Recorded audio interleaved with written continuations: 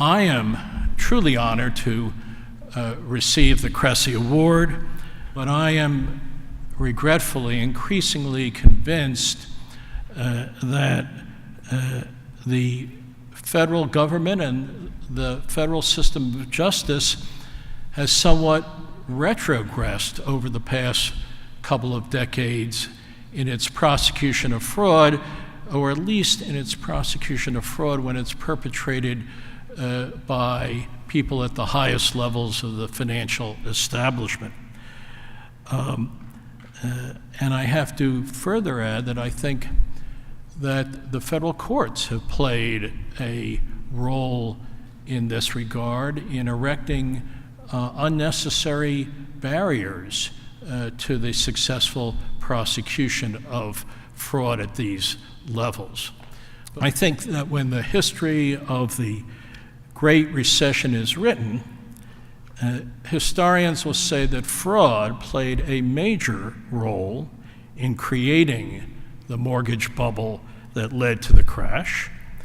but that few of the people most responsible for that fraud were ever brought to justice.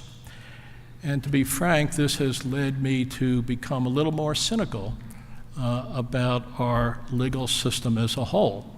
In a period in the history of our country where we have been locking up a record number of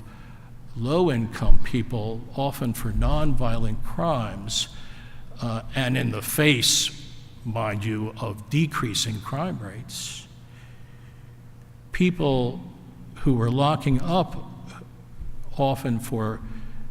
thefts and other transgressions involving relatively modest amounts of money, the perpetrators of frauds that resulted in trillions of dollars of losses and to misery to millions of people have largely, if not totally, gone unpunished. Mass incarceration, it seems, is only for the masses, not for the elite.